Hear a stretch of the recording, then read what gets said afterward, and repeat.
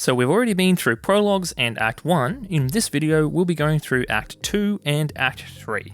We'll be breaking down Acts 2 and 3 so that if you want to write a story all of your own, you'll be fully prepared. My name is Michael, I do videos on game design, and this is a video that is part of our series on the 3-act structure. Here's a card if you haven't seen the first couple of videos. Let's get straight into it. Okay, Act 2.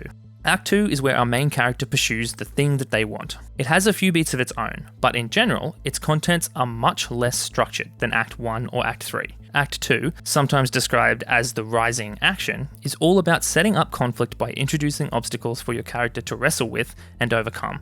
The character will learn or progress from this process. The situation will get progressively more intense over the course of the act, leading up to the climax.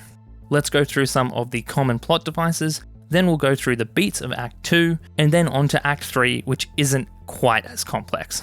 Because Act 2 is much less structured than the other acts, and it's really up to you to fill it with whatever you want, we'll start with some tools you can keep in mind. The main plot devices used in Act 2 are the reversal of fortune, raise of the stakes, and what I'll call a twist. I'm sure you all have a fairly good idea of what a twist is. It is information that recontextualizes something about the narrative by knowing it. Think Fight Club or Sixth Sense. The next plot device is raising the stakes. This is pretty much what it sounds like. What the character has at stake is now greater, and the character therefore is more invested in the story's resolution. For example, this is he was trying to stop the bad guy, but they got his daughter. The character stole a bunch of files, but the conspiracy goes way deeper than we thought, and that sort of thing. Often the character will be risking something to begin with, usually something personal like their own wealth or their life. When the stakes are raised, it piles something else on top of the pile of things the character has to lose if they fail to get what they want. The last one is the reversal of fortune, or put simply, a reversal. This is where the trajectory of the plot changes in the counter direction. If the character has been overcoming obstacles, this will knock them down a peg as something goes wrong. If the character has been having a hard time, they finally get a win that puts them back on the track to succeed. The ragtag bunch has managed to enact their plan to escape. But oh no, Obi-Wan. They work out where the killer lives, but he's not home, and oh no, he escapes. Cool, so keep those in mind as we talk about the beats of Act 2.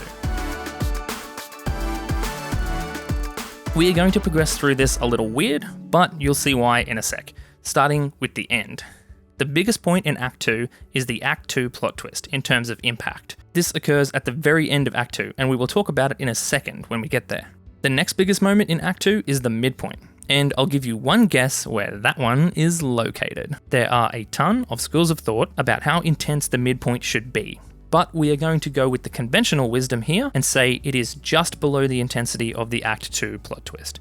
The purpose of the midpoint is to tide the audience over until the end of Act 2, where they get smacked with a plot twist. This helps us by further breaking down the plot into more manageable chunks and gives us a closer target to work towards.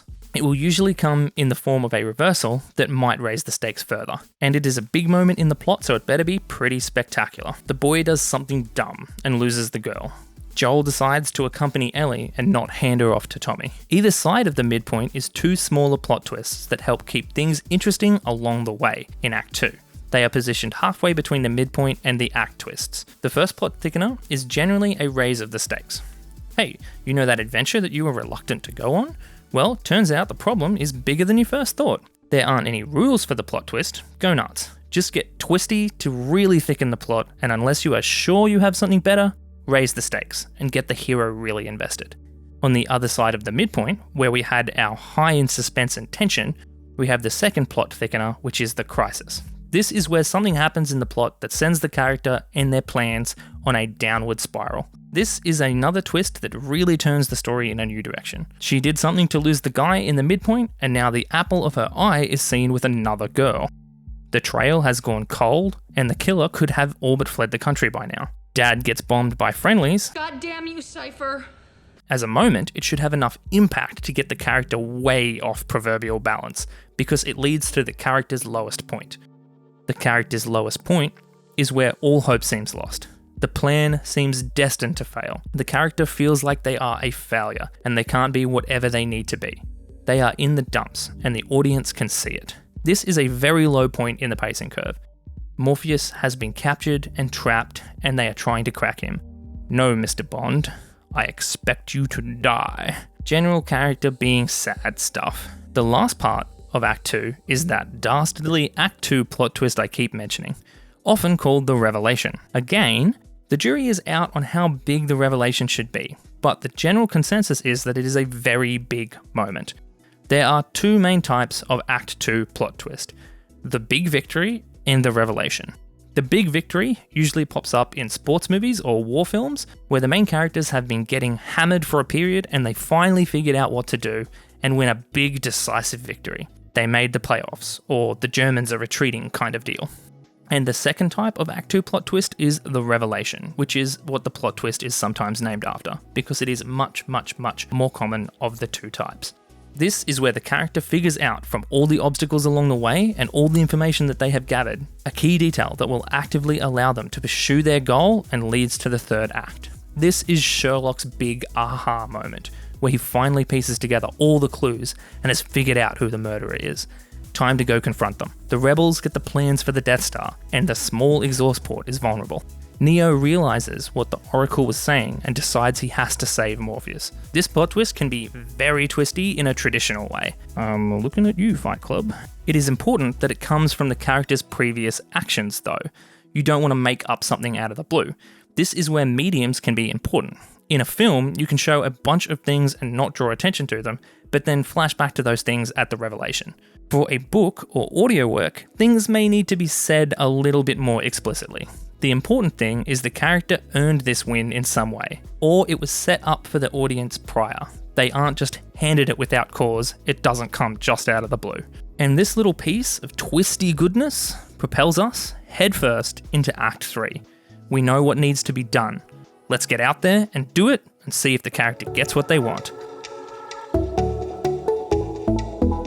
So, Act 3. But before then, do you like videos? Maybe consider the bell. Every video, 100% free. It's basically a button for theft. There is a good chance you smart cookies already know what Act 3 is all about. Now that the main character has had their revelation and knows what to do, the third act is all about preparing for and engaging in the final battle that will determine our character's fate. It usually will start with a jump forward in time. The character has their revelation, we don't need more drama between it and the final confrontation. So we jump forward in time to the place where the confrontation begins. This feels nice. It's game day. Let's do this, but also allows any prep or setup to be implied if you just wanted to get on with the plot. Most of Act 3 is now about wrapping up storylines and knocking down obstacles.